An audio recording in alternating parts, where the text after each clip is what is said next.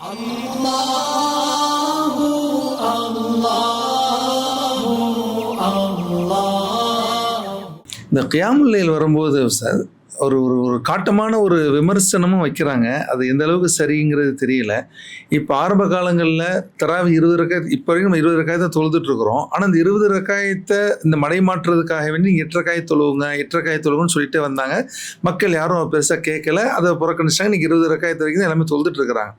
அப்போ இந்த 20 ரக்காயத்தை சீர்குலைக்கிறதுக்கு தான் கியாமுல் லைல் இந்த சமூகத்தில் புதுசாக புகுத்தப்பட்டிருக்கு அப்படின்ற ஒரு பேச்சு இருக்குது. காரணம் என்ன அப்படின்னா, இந்த கியாமுல் லைல் அப்படிங்கிறது 20 வருஷங்களுக்கு முன்னால் அப்படி ஒரு பேரே இல்லை, அப்படி ஒரு சப்ஜெக்டே இல்லை. இப்போ சமீபத்தில் தான் கியாமுல், ஏன்னா 1 மணிக்கு தொழுகிறாங்களா, அப்போ பெண்கள் என்ன செய்கிறாங்கன்னா, அவன் சாப்பாடு ரெடி பண்ணி வச்சுட்டு நைட் ரெஸ்ட் எடுத்து 1 மணிக்கு போயாச்சுன்னா தஹஜ்ஜுத் வந்துடலாம் அப்படின்றாங்க. அப்போ இந்த 20 ரக்காயத்து தராவிக சீர்குலைக்கிறதுக்கு தான் இந்த கியாமுல் லைலுங்கிறது புதுசாக உருவாக்கப்பட்டதோ அப்படின்ற ஒரு சமூகத்தில் ஒரு கேள்வியா இருக்குது. இந்த கேள்விக்கான பதில் என்ன சார்?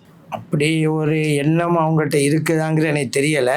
அப்படி எண்ணம் அவங்ககிட்ட இருந்தால் பொதுமக்கள் அது கேட்கக்கூடாதுல்ல. என்ன தான் நீங்கள் 1 மணிக்கு போய் தொழுதாலும் 20 ரக்காத் இல்லையில.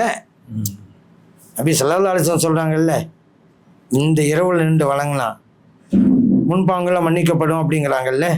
தராவி தொழுகை பட்சத்தை தாண்டி இமாம்களாம் விளக்கம் தந்துட்டாங்கல்ல.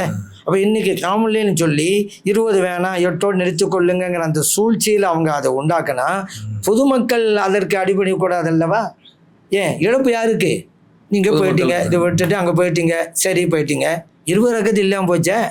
20 ரக்காத்துகள் தொழுதவர்கள் எல்லாம் மறுமையிலே பெறுகின்ற படித்தரங்களை பார்க்கின்ற போது நாம் அதை இழந்து விட்டோமே என்று அங்கே நினைச்சு வருத்தப்படுறதுல அர்த்தமே இருக்காதே. அதனால் அவங்க 1000 சொல்லட்டும், நீங்கள் வேணுமோ 20 ரக்காத் தொழுவுங்க, நீங்கள் அந்த தஹஜ்ஜுத் தொழுவுங்க. கியாமுல் லைல்ங்கிற பேர் இல்லாமல் தஹஜ்ஜுத்தும் தொழுவுங்க. ஆனால் அந்த கியாமுல் லைல்னு ஒரு பேரை நம்பிக்கிட்டு 8ங்கிறத நம்பிக்கிட்டு 20 விட்டுட்டா அது இழப்பு உங்களுக்கு. உங்களுக்கு தாண்டா இதை நம்பணும் உங்களுக்கு.